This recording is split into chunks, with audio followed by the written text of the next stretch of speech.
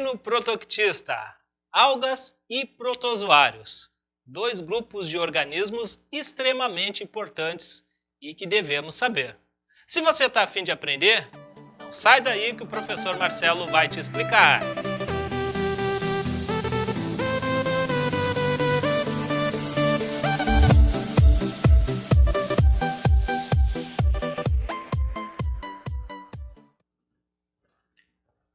Fala galera, tudo certinho com vocês? Seja bem-vindo ao canal e vamos para mais uma videoaula.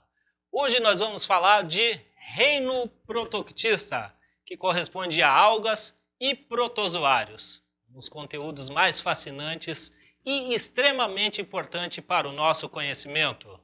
Antes disso, vamos tomar nossa água, né? Aquela água que vai te deixar hidratado e bonitinho. Como de costume, eu tomo água nessa caneca aqui do melhor time do Brasil, o nosso Chavante. Saúde! Muito bem, então, pessoal. Hoje passamos a falar de um dos conteúdos muito importantes para o nosso conhecimento e o que é pouco explorado aí nos nossos sistemas de ensino. O reino protoctista.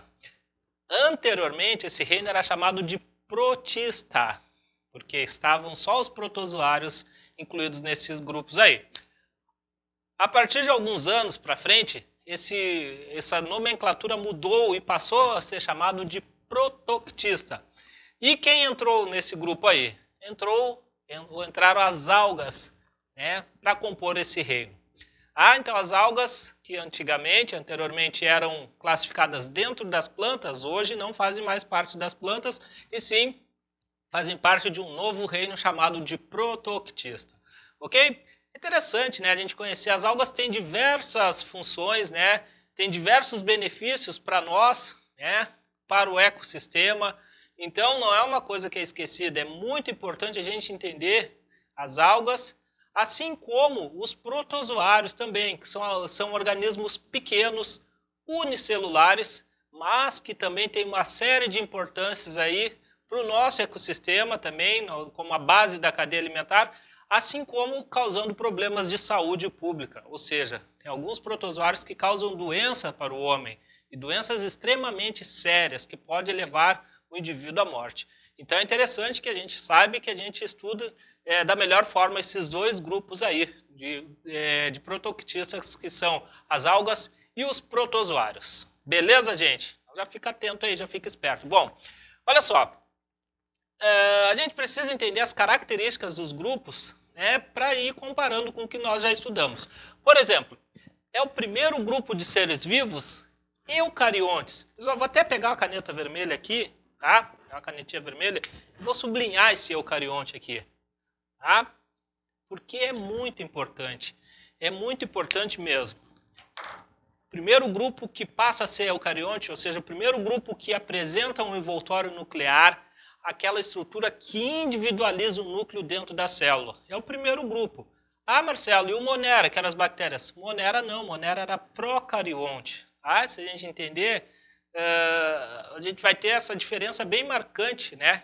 Então, se aparece para você, qual é o primeiro grupo dentro dos reinos que apresenta envelope nuclear? Protoctista.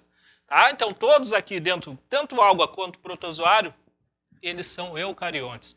Fazem parte daquela divisão chamada de eucária. Então vai lá, se você não lembra mais das características do Monera, vai lá, dá uma olhadinha, eu deixo aqui para você. Você dá uma olhada lá na aula de Monera, de bactérias e arqueias, e aí você vai entender. E aí a gente consegue estudar esse reino. Tá? Então é extremamente importante a gente entender isso aqui. Bom, outro ponto interessante é que se o organismo ele é eucarionte, ou seja, tem um envoltório nuclear, ele passa a ter algumas organelas dentro da sua célula. Tá? E essas organelas são extremamente importantes para que a célula funcione de uma forma mais organizada, tá? Que a célula funcione de uma forma que tenha mais eficiência no seu metabolismo. Tendo isso, essa eficiência, essa organização, a partir daí consegue-se ter organismos multicelulares, ou seja, organismos formados por mais de uma célula, que isso aparece aqui também dentro desse grupo. A gente vai ver isso aí. Então a gente precisa já também entender essas coisinhas. Lá no reino Monera, que as bactérias não é eucarionte, ou seja, não tem condições de formar um organismo multicelular. aqui eucarionte já há essa condição, certo? Bom, nós vamos começar a falar primeiro das algas. Depois no vídeo 2, a gente vai fazer o vídeo 2 somente com protozoários, tá? Que são dois assuntos bem extensos e a gente precisa de um tempo maior. Muito bem.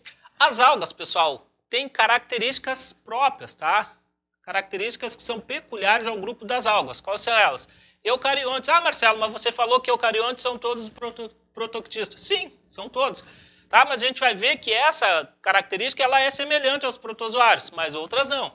Por exemplo, as algas são todas fotossintetizantes. O que é isso, ser fotossintetizante? É aquele organismo que faz fotossíntese. Se faz fotossíntese, esse organismo consegue produzir sua própria molécula orgânica para a sua nutrição, ou seja, ele produz o seu próprio alimento, tá? Faz através da fotossíntese.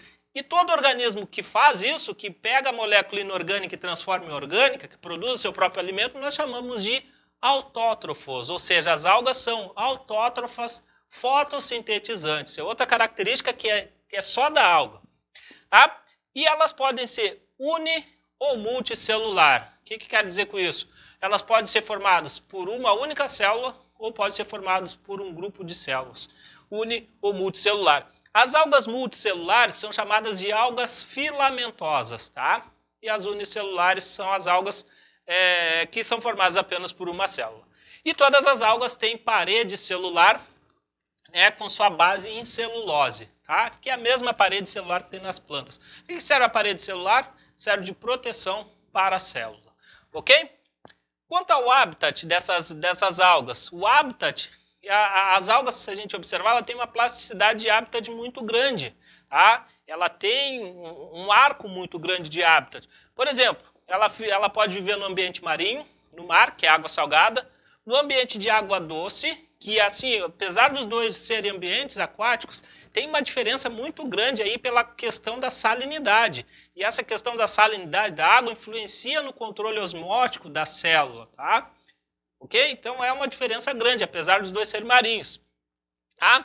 E as algas também conseguem viver no ambiente em superfícies úmidas, aquele ambiente que está úmido. Também as algas conseguem viver. Então é uma plasticidade bem grande, né, de habitat, que nós chamamos, tá? Plasticidade de habitat grande dessas algas aí.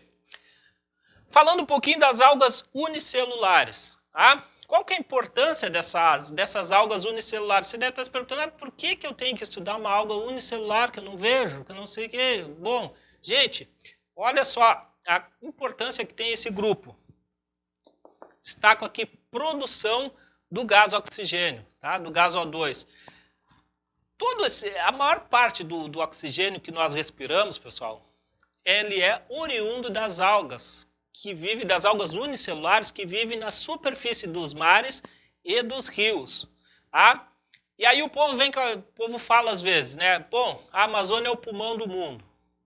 Gente, a Amazônia não é o pulmão do mundo, tá? Óbvio que ali há produção de oxigênio também, só que o oxigênio que as algas produzem é a quantidade maior. Tá? E realmente, quem seria o pulmão do mundo, se fosse pensado dessa forma, seriam as algas lá no ambiente aquático. Então nós precisamos sim ter um cuidado extremamente importante com as algas unicelulares, porque é elas que fazem parte, elas que produzem a maior parte do nosso oxigênio. Se você está respirando agora nesse momento aí na sua casa, olhando o vídeo, dê graças às algas unicelulares, tá? Essas algas sim são importantes. E aí eu chamo a atenção para um outro ponto de vista, que devemos preservar o meio ambiente. Por quê, pessoal? Porque o organismo ele é unicelular, então ele é muito sensível a uma alteração do ambiente. Imagine uma única célula. Se essa célula morrer, o organismo morre, pessoal. Tá? Qual é a alteração do ambiente? A poluição é muito importante e mata esses organismos. A temperatura também. A faixa de temperatura acaba também fazendo com que esses organismos possam morrer. E o pH da água, né? Então, a poluição altera tudo isso aí, pessoal. E se a gente não tiver algas unicelulares, o que acontece com o oxigênio? Cai. E aí nós não vamos ter oxigênio para respirar. Porque as plantas à noite, elas competem com nós. As plantas não fazem fotossíntese, a maior parte delas. Elas respiram junto com nós. Outra coisa importante, que as algas unicelulares têm é a produção de moléculas orgânicas, tá? Essa produção de moléculas orgânicas se dá pela fotossíntese. Elas fazem fotossíntese, produzem oxigênio e moléculas orgânicas para elas se alimentarem. Só que isso aí vai servir também, né? A alga em si sendo uma molécula orgânica, ela vai ser a base da cadeia alimentar. Ela vai ser o primeiro nível trófico da cadeia alimentar dos ecossistemas aquáticos, pessoal. E isso sustenta toda aquela linha que tem, toda aquela faixa do ecossistema que tem. Né? Então, se a gente vê os grandes animais aquáticos hoje, por exemplo, tubarões, tá? Golfinhos, os grandes peixes, a gente tem que, lá em última instância, ver que para ter esses grandes peixes aí, tem que ter a base do ecossistema, que são as algas unicelulares. Isso aí é chamado de fitoplâncton, tá? Então a gente tem o fitoplâncton composto pelas algas unicelulares, tá? Fazendo parte do ecossistema. Isso lá em ecologia é bem explorado essa parte. Quanto às algas multicelulares, tá, pessoal? As algas multicelulares já entram numa outra conversa que é bem importante a gente também salientar para vocês. Por que as algas não são plantas? Por que as algas estão dentro do grupo Protoctista e não no reino Plantae? Por quê? Porque tem duas principais características aí que retiram as algas das plantas, que não faz com que elas fiquem dentro do reino Plantae e faz com que elas fiquem aqui. Primeiro, qual é? E aí a gente está tratando de alga multicelular.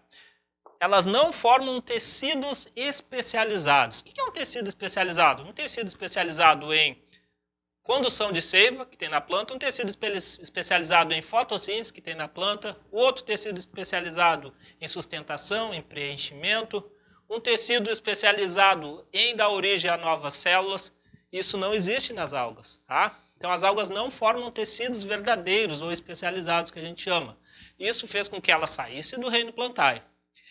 Tá? Como que é, então, se as algas multicelulares, tem algas que chegam a 40 metros de comprimento, como que é chamada essas estruturas grandes que parecem folhas, que parecem caule nessas algas? A gente não pode chamar de folha, a gente não pode chamar de caule, porque não é. São chamados de talo. Então o corpo dessas algas multicelulares tem o nome, a nomenclatura de talo. Ok? Então é o talo dessas algas, a gente não vai dizer que é o caule, é o talo. Tá? E outra característica que também faz com que as algas não fazem parte do reino Plantae é que os seus embriões nas algas, os embriões eles não dependem, tá? Não dependem do organismo materno para a nutrição. Ao contrário das plantas, se a gente observar uma semente, né, onde fica o embrião de uma angiosperma, né, por exemplo, a semente ali ela tem nutrientes para que esse embrião consiga sobreviver. Quem produz esse nutriente? A planta adulta. Nas algas isso não acontece, o embrião não necessita do organismo materno para a nutrição. Tá? Então são duas características que fazem com que as algas estejam no reino Protoctista e não no Plantae. Então presta atenção nisso aí. Tá? E a importância econômica das algas multicelulares. A gente vai discutir daqui a pouco, a gente vai falar mais precisamente, mas a parede celular dessas algas, né, em alguns grupos, a parede celular é importante para o homem, né, gerar riqueza, gerar dinheiro, né, na economia. Por exemplo, o ágar e a carraginina, né, eles são utilizados na indústria. E o ágar e carraginina, assim como a celulose, são polissacarídeos, né, açúcares que são amplamente empregados aí na indústria. E também as algas elas estão presentes aí na culinária oriental. Vocês já devem ter, alguma vez na vida, visto um sushi. Né? Então, aí o sushi tem alga também. E não é barato, né? Se você for comprar, não é muito barato. Então, para você ver, essas são as importâncias aí dessas algas, principalmente das multicelulares e das unicelulares. Ok, pessoal? Dá uma copiada aí, faz um resumo bisurado, né? Faz aquele resumo de respeito para você ficar bem aí, aparecer uma coisa dessa numa prova aí, você tá safro aí no negócio, certo? Bom, agora vamos falar então, pessoal, da diversidade das algas, tá? E aí tem vários grupos de algas e esses grupos são divididos em filos, ou seja, são divididos em grupos e esses grupos nós chamamos de filo, tá? São os filos das algas. Se a gente pensar naquelas categorias taxonômicas, lembram? Reino, filo, classe, então, assim por diante. Tá? Então a gente tem os filos das algas. E qual é a característica? Para a gente poder separar, agrupar os organismos em grupos diferentes, a gente precisa levar em consideração alguma característica, ok? Qual é essa característica que tem no grupo das algas? Principalmente os pigmentos, os pigmentos que tem no citoplasma dessa alga, ok? E essa é a principal característica. Também é levado em consideração a parede celular das algas e também a organização das células, tá? Como a gente vai ver, por exemplo, lá em euglenofita, tá? A gente vai ver a organização da célula. Em bacilariofita, a gente vai ver a parede celular que está agrupando ela nos grupos diferentes. Bom, isso são os critérios para que a gente consiga dividir em filos. Vamos lá, vamos passar pelos filos e aí quando chegar nos... Tem alguns filos que têm a importância econômica, eu vou citar aqui para vocês, tá bem? O primeiro deles é o filo clorofita, que são as clorófitas. Quem são as clorofitas? As algas verdes, pessoal. E aí, ó, o que eu falei para vocês. Conforme o pigmento a gente classifica. Toda alga verde quer dizer que ela tem um pigmento verde no seu citoplasma, que é o pigmento de clorofila. Por isso que o grupo é chamado de clorofita, ou clorófita. Essas algas verdes, elas vivem no ambiente, nos mais diversos ambientes. Nos dois aquáticos, né, no mar e na água doce, e também elas vivem em superfícies úmidas, tá? Essa superfície úmida pode ser o muro que esteja sempre úmido, uma parede e até troncos de árvores vivas, tá? E árvores aqueles troncos da árvore que já estão mortas. Quando está nessas superfícies úmidas, elas podem estar associadas com fungos, tá? Formando os líquens, ok? As algas verdes, então, formam os líquens lá em associação com os fungos, né? Aquela associação que a gente tem, que é muito falado também. Essas algas verdes, elas podem ser uni ou multicelulares, depende da espécie, tá? Então a gente vai ver, tem alga clorófita unicelular e alga clorófita multicelular, formando as algas filamentosas, aqui no caso das multicelulares. Outra característica importante, e essa é legal, que as algas verdes, elas são bioindicadores. O que seria um bioindicador, pessoal? Bioindicador é aquele organismo que, quando está presente no ambiente, não existe poluição lá. Isso é um bioindicador. Tá? Ou seja, se o pesquisador chegar lá, num certo lago ou naquele ambiente marinho, e observar que tem uma quantidade, uma diversidade de clorófitas, ele vai dizer, opa, aqui não tem poluição, pode ficar tranquilo. Tá? Agora, se tiver poluição, não encontra alga verde. Tá? Ou seja, é um indicador de ambiente limpo essa alga verde, é um bioindicador. Elas também são utilizadas aí na culinária, tá? Na culinária, principalmente na culinária oriental, que essas algas verdes, a principal alga comestível, que é a alga verde, é o alface do mar, né? A alga uva, ok? Que é muito consumido, né? na culinária oriental e aqui no Brasil também é. E ainda tem uma característica, né, que alguns pesquisadores acreditam que as algas verdes, elas são ancestrais do grupo das plantas. Se a gente olhar na evolução, né, os protoctistas estão antes das plantas, tá? Então, nesse mundo, eles vieram antes das plantas. E acredita-se que as algas verdes, elas são ancestrais das plantas, muito pela característica do seu pigmento verde, da clorofila. Beleza, gente? Isso aí é alga verde aí. Bom, vamos falar de outro filo, do filo das bacillariofitas, que são conhecidas como diatomáceas, tá? São as diatomáceas. E aí você observa o quê? Eu não estou falando de cor, né? Não estou falando de cor de pigmento, estou chamando de diatomáceas, tá, pessoal? E aí essa alga, ela é classificada com relação à sua parede celular. Vamos ver as características delas. São unicelulares, na sua maioria, vivem no mar ou também na água doce, e o principal componente, ela é o principal componente do fitoplâncton, tá? Eu falei aqui que é o fitoplâncton, é a base da cadeia alimentar, tá? Dos níveis tróficos, ok? Sendo o principal componente do fitoplâncton, as bacillariofitas, esse grupo aqui, ele perfaz cerca de 25% da produtividade primária. PP quer dizer produtividade primária do ecossistema aquático. O que seria uma produtividade primária? é todo aquele alimento que está disponível lá para o próximo nível trófico, tá? Isso é uma produtividade primária. E 25%, pessoal, não é pouco, tá? É muita coisa. É muita coisa mesmo. Então veja a importância desse grupo de alga aí para nós. Além disso, as algas do grupo Bacillariophyta, diatomáceas, elas apresentam uma estrutura chamada de frústula, tá? Ó, frústula. O que é a frústula? É uma carapaça que envolve a célula da diatomácea, e essa carapaça ela é composta de dióxido de sílica. O vidro é o mesmo vidro, tá?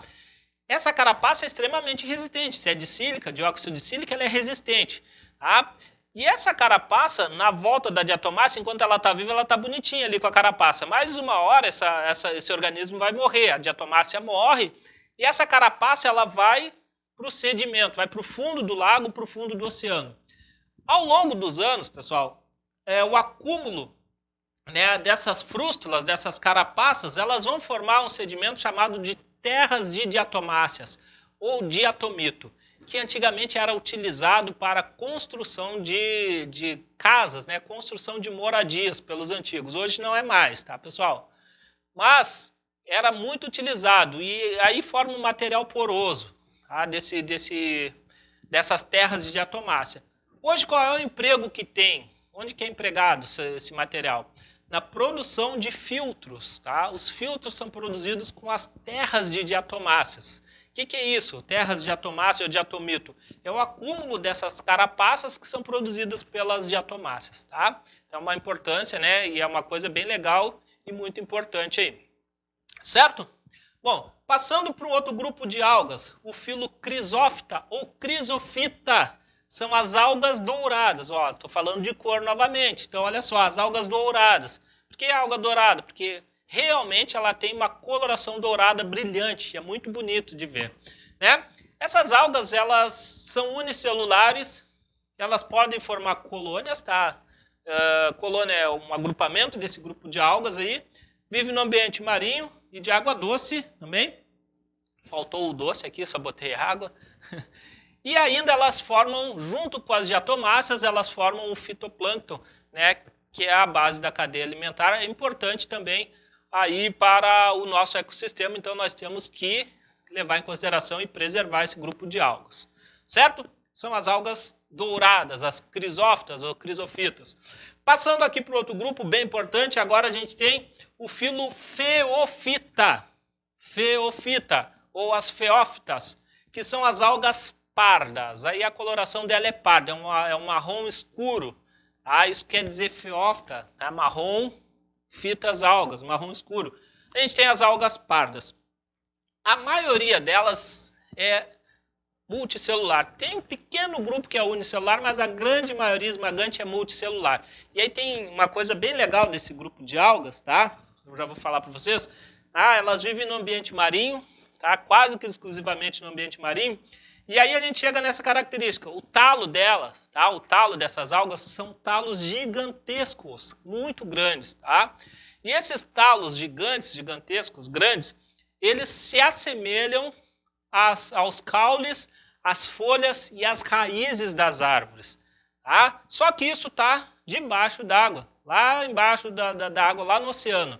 Então não pode ser planta, tá? Não pode ser planta, é alga, ok? Esses talos são gigantescos.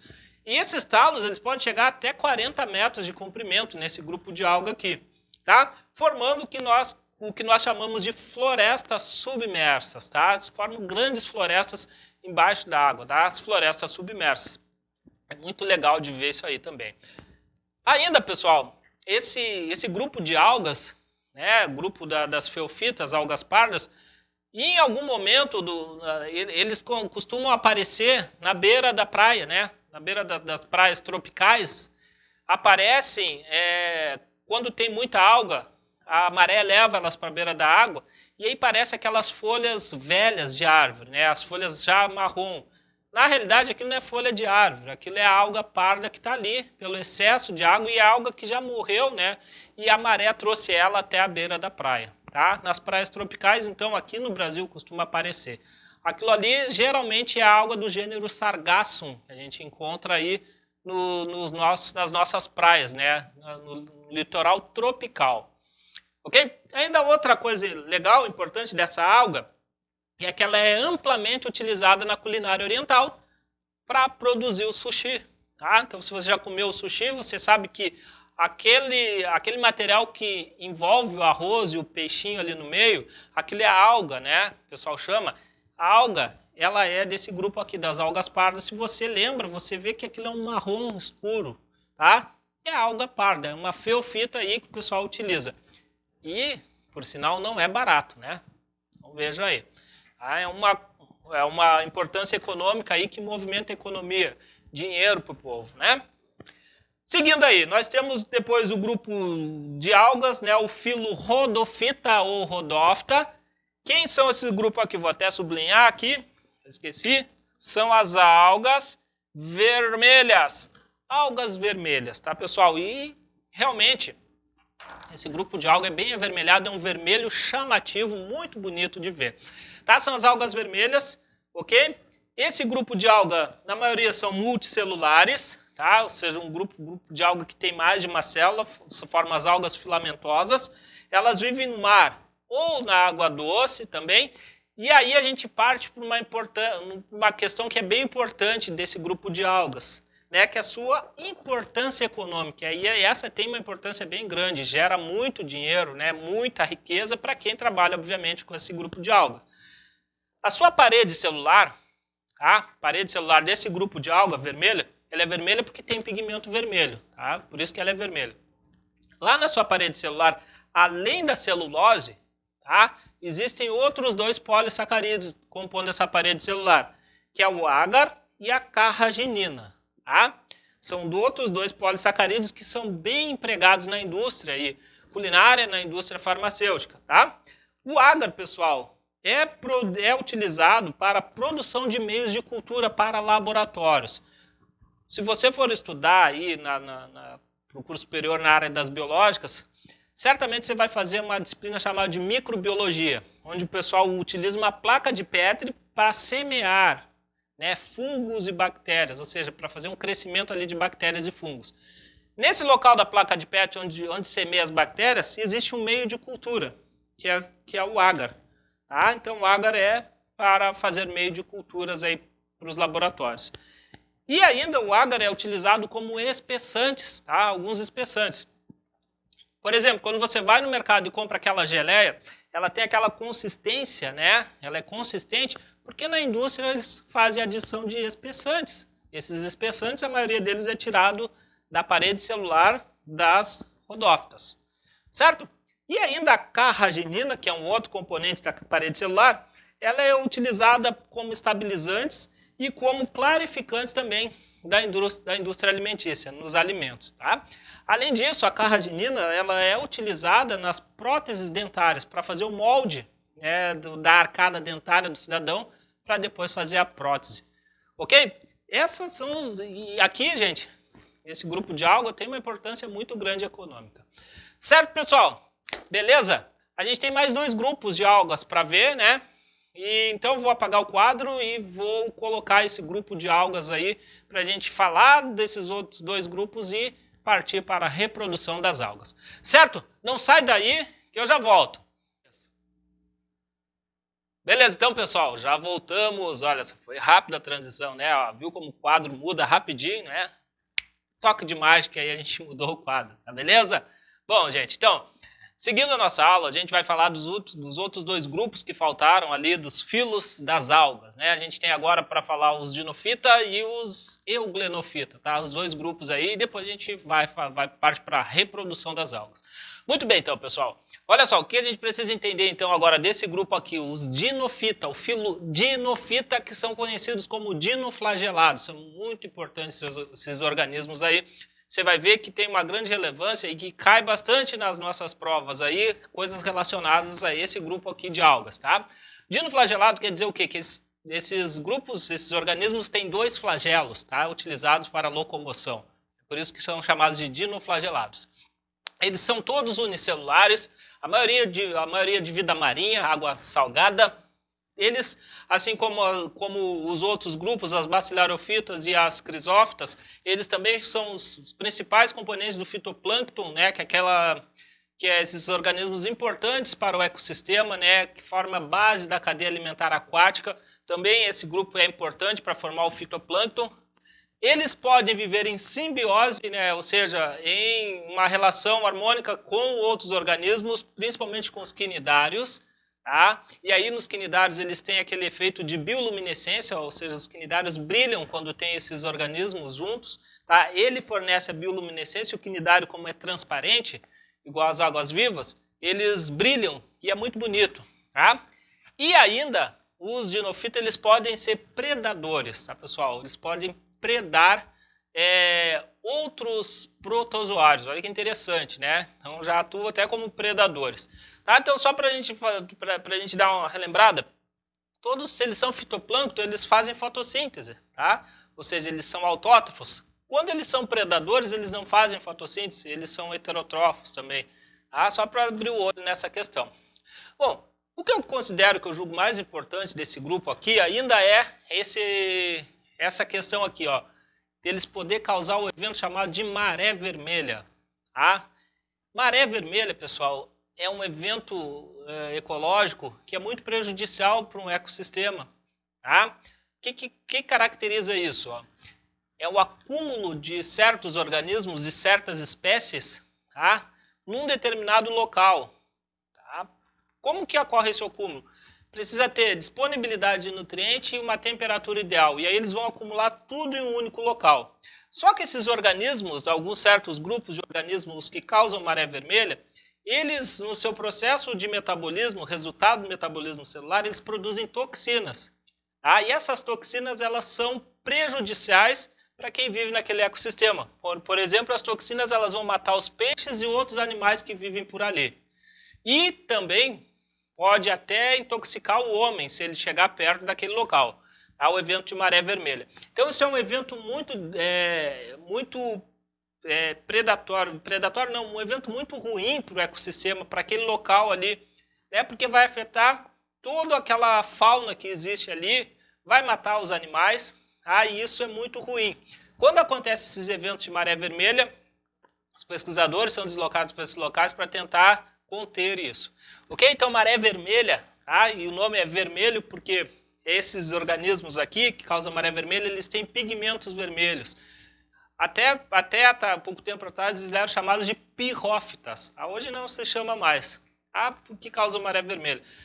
Certo, gente? Então, é uma coisa que é bem prejudicial mesmo para o ecossistema ali e causa muitos problemas. Tá? Então, o que eu considero mais importante dos dinofitas, tá, dos dinoflagelados, é esse evento aí de maré vermelha que já caiu muito em vestibulares e costuma cair nas provas. Então tem que ficar de olho, tá? O pessoal costumava muito associar, e aí é um erro que eu vou contar para vocês, dizer que os dinofita eram protozoários. Não, dinofita é alga, tá, gente? Está dentro do reino protoictista, mas é alga e não é protozoário, tá? E causa todo esse estrago, todo esse evento chamado de maré vermelha. Então fica esperto aí com essa parte aí, tá? Certo? Faz um asterisco aí no teu caderno, pinta de outra cor, porque isso aí é uma tendência forte. Bom, o último filo que a gente vai ver de algas é o filo euglenofita, que são chamados os euglenoides. Tá, pessoal? Esse grupo aqui é importante também, a gente já vai destrinchar algumas características. Por exemplo, são unicelulares, todos, né? Predominantemente de água doce. Também tem dois flagelos euglenofitas, tá? Um curto, que a gente quase não enxerga, e o outro mais longo, que é utilizado para locomoção.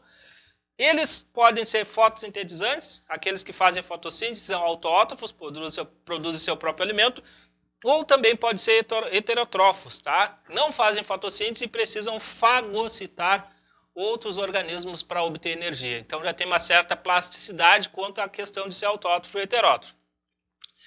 Quando em água doce, esses organismos, pessoal, eles possuem uma organela na sua membrana, né, associada à membrana plasmática, chamada de vacúolo contrátil.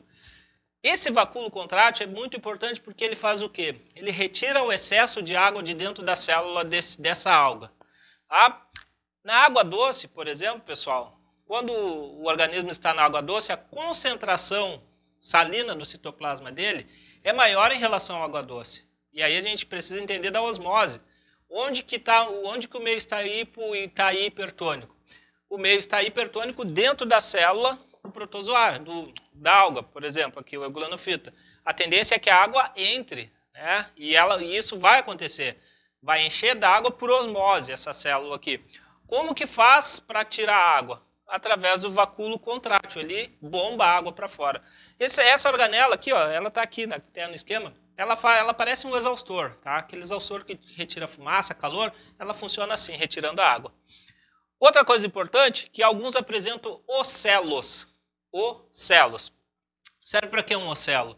Ele serve para percepção de luz, tá? Percepção luminosa dos ocelos. E olha que interessante os ocelos nos euglenoides, tá? O ocelo, se a gente olhar o esquema aqui, o ocelo ele é grudado no flagelo. Esse aqui é o flagelo do euglenoide, o flagelo longo que é utilizado para locomoção, tá? Esse aqui. Bom, o ocelo ele está pertinho do flagelo. Por quê? Se o ocelo percebe luz, ele já está perto do flagelo e manda essa informação para o flagelo ir fazer o batimento dele em direção à luz. Por quê? Porque a luz é necessária para a fotossíntese, para esse organismo obter energia.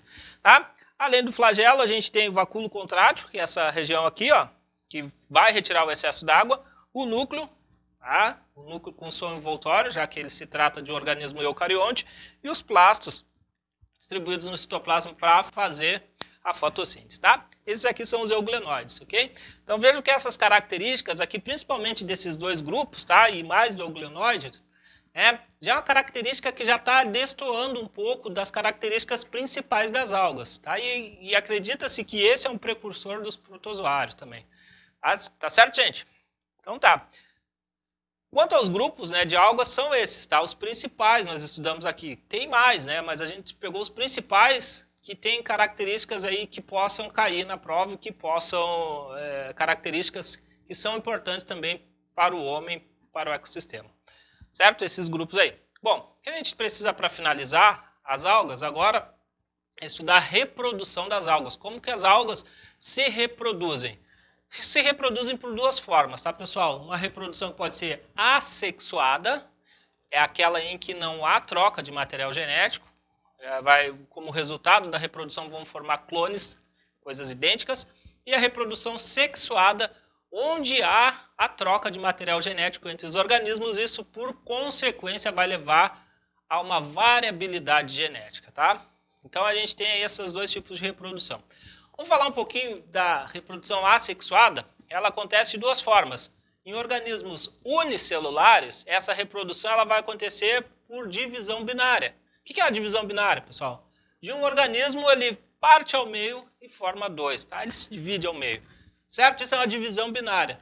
Primeiro, obviamente, que aqui tem um núcleo, os núcleos têm que se replicarem. Dois núcleos, e vejam que já está começando a partir ao meio. Lá no final, a gente tem dois organismos separados um do outro entre si. Essa divisão binária, reprodução assexuada. Só lembrando que não houve aqui troca de material genético, certo? Então, lá no final, nós vamos ter dois clones, tá? Esses dois aqui são idênticos a esse aqui. Tá? Por divisão binária e por característica de reprodução assexuada.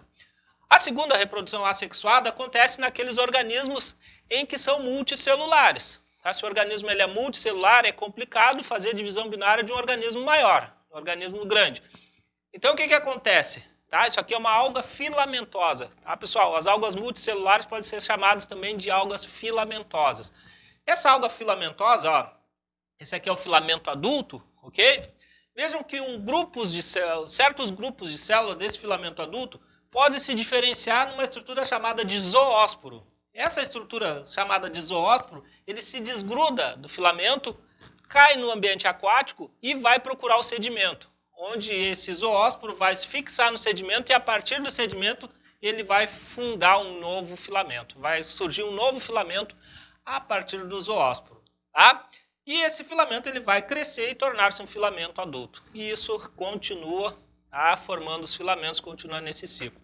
Percebam também que não houve aqui, a gente não falou de troca de material genético, nós falamos de nada. Então o que eu estou querendo dizer para vocês? Que esse filamento jovem aqui, ele é clone desse outro filamento maduro, tá? Formou clones, uma vez que não houve a reprodução sexuada. Beleza? Então te liga aí, tá, pessoal? Tenha cuidado aí nessa hora. A reprodução é um evento muito importante aí no estudo dos seres vivos e tem que ter atenção. Agora, pessoal, nós vamos entrar na reprodução sexuada e ela costuma ser a mais complicadinha de todas, tá? Porque aí você vai ter que entender um pouquinho de mitose, um pouquinho de meiose, né? E entender o que é haploide, diploide, essas coisas. Vamos lá, então. Vamos destrinchar. Na reprodução sexuada, o que eu estou querendo dizer? Em que há troca de material genético, tá? E vai ter um organismo geneticamente variável, tá? Então vai ter uma recombinação gênica. A gente tem dois tipos, tá? A que é chamada de fusão ou ciclo haplonte, tá? Ciclo haploide, depende, tá? E alternância de gerações. Vamos ver primeiro essa aqui, tá? Acontece geralmente nos organismos que são unicelulares também, tá? Então há aquela diferença. O que acontece? Tá, pessoal? Esses dois organismos unicelulares, eles são N, tá? Esse N aqui, ó, aqui em vermelho é N. O que quer dizer o N? Quer dizer que o organismo ele é haploide. O que é um organismo haploide, meu Deus do céu? É aquele organismo em que tem a metade da carga gênica da espécie. Por exemplo, se esse organismo aqui, o seu diploide, o seu 2N, é igual a 18, por exemplo, o N dele vai ser igual a 9. Então, esses dois organismos seriam 9. Tá? Então, eles são haploides. O que acontece qual é a característica de reprodução sexuada? Troca de material genético. Então, esses dois organismos eles vão se fundir ou fundir-se, tá? Pela região dos flagelos. Então, fundir é unir os citoplasmas. Ligam os citoplasmas, logo após ligar os citoplasmas, os dois núcleos se fundem também, tá? Então, núcleo com núcleo forma um outro núcleo maior. Então, perceba o seguinte, vou pegar a caneta aqui, ó. Perceba o seguinte, pessoal. Se eu tenho N, tá? N mais N, tá? Na hora que ele fundir-se aqui e formar esse núcleo, a gente vai ter o quê? 2N. N mais N, 2N. E aí o 2N é o diploide dessa espécie, tá? Só que o ciclo ele é haplonte, ou o ciclo haploide. Formou um núcleo diploide, um zigoto. O que vai acontecer com esse zigoto? Ainda não teve meiose aqui, ó. Esse zigoto, a partir disso, vai acontecer um evento de divisão celular chamado de meiose. Na meiose, pessoal, de uma célula formam 4, tá? E essas 4 são geneticamente diferentes entre si. Ou seja, ó, olha aqui, ó, todas essas 4 células aqui, elas são diferentes entre si e são diferentes dessas duas aqui, tá? Isso na questão genética, tá? De carga gênica, ok? Por quê? Porque na meiose, se vocês lembrarem lá da meiose, na meiose 1, na prófase 1, existe uma subfase chamada de paquíteno, onde acontece um evento de crossing over, que é a recombinação gênica, que é a troca de fragmentos de cromátides irmãs ali dos cromossomos homólogos. Isso aí acaba por haver uma recombinação e essas células são geneticamente diferentes entre si. Gente, houve a meiose vai sempre o quê? Reduzir o número de cromossomos, por isso que se fala meiose, tá? Meiose. Então aqui, se aqui é 2N, na meiose vai formar as células N. Então a gente tem 4 organismos haploides e aí esses organismos são liberados no ambiente para poder fazer o seu ciclo de vida. Certo, gente? Beleza, então. Vamos lá, vamos ver a outra divisão aqui, a outra reprodução, que é a alternância de gerações. E aí já é um pouco diferente do que a gente viu aqui. Por quê? Porque geralmente isso aqui vai acontecer em organismos pluricelulares ou multicelulares, não mais em uni aqui, agora é em multi. E por que alternância de alternar de gerações? Por quê? Em um momento do ciclo de vida dessa espécie aqui, ele vai ser diploide, ó, 2N igual a 26, toda vez que é 2N ele é diploide, e em um outro momento ele vai ser haploide, ó, N quer dizer haploide. Então, uma parte do ciclo de vida esse organismo é diploide, outra parte ele é haploide, por isso que a gente chama de alternância de gerações, esse é o nome correto. E não é só aqui em algas que tem alternância de gerações, onde a gente vai ver alternância de gerações em plantas, em animais, tá? Então não é só aqui. A gente precisa entender o modo como isso acontece, tá? Bom, se a gente tem um organismo complexo, multicelular, certas células desse organismo vai partir para a parte de reprodução.